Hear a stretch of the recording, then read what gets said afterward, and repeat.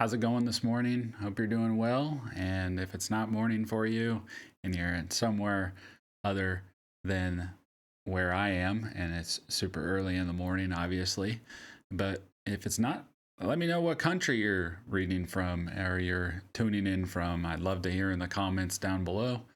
And today we're going to be talking about Matthew chapter 18 and reading through it. And this is very, very important for those that maybe are not currently Christ followers. But this is the reason why we chase after you. And I want you to listen today. Hope it blesses you. And let's just jump right into it. At that time, the disciples came to Jesus and asked, "So who is greatest in the kingdom of heaven?" He called a small child and had him stand among them. "Truly I tell you," he said, "unless you turn and become like little children, you will never enter the kingdom of heaven. Therefore, whoever humbles himself like this child, this one is the greatest in the kingdom of heaven. And whoever welcomes one child like this in my name welcomes me. But whoever causes one of these little ones who believe in me to fall away, it would be better for him if a heavy millstone were hung around his neck and he were drowned in the depths of the sea. Woe to the world because of offenses, for offenses will inevitably come, but woe to that person by whom the offense comes. If your hand or foot causes you to fall away, cut it off and throw it away. But it is better for you to enter life maimed or lame than to have 2 hands or 2 feet and be thrown into eternal fire. And if your eye causes you to fall away, gouge it out and throw it away.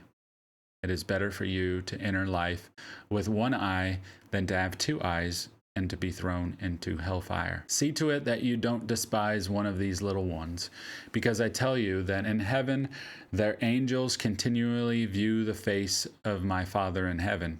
What do you think? If someone has 100 sheep and one of them goes astray, won't he leave the 99 on the hillside and go and search for the stray? And if he finds it, truly I tell you, he rejoices over that sheep more than over the 99 that did not go astray.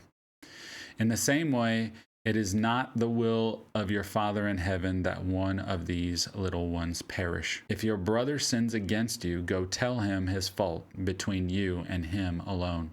If he listens to you, you have won your brother. But if he won't listen, take 1 or 2 others with you, so that by the testimony of 2 or 3 witnesses every fact may be established. If he doesn't pay attention to them, tell the church. And if he doesn't pay attention even to the church, let him be like a Gentile and a tax collector to you. Truly I tell you, whatever you bind on earth will be bound in heaven, and whatever you loose on earth will be loosed in heaven. Again, truly I tell you, if 2 of you on earth agree about any matter that you pray for, it will be done for you by my Father in heaven. For where 2 or 3 are gathered together in my name, I am there among them. Then Peter approached him and asked, "Lord, how many times must I forgive my brother or sister who sins against me? As many as 7 times?" "I tell you, not as many as 7," Jesus replied, "but 70 times 7. For this reason, the kingdom of heaven can be compared to a king who wanted to settle accounts with his servants. When he began to settle accounts, one who owed 10,000 talents was brought before him.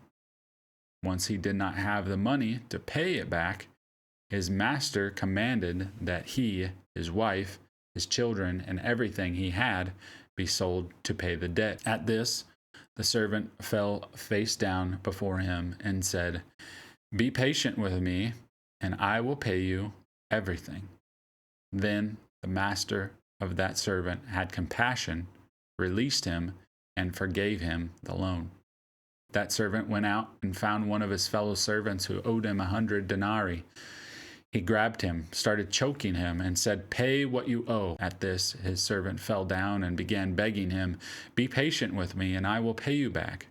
But he wasn't willing. Instead, he went and threw him into prison until he could pay what was owed. When the other servants saw what had taken place, they were deeply distressed and went and reported to their master everything that had happened. Then after he had summoned him, his master said to him, "You wicked servant, I forgave you all that debt because you begged me. Shouldn't you also have had mercy on your fellow servant as I had mercy on you?" And because he was angry, his master handed him over to the jailers to be tortured until he could pay everything that was owed.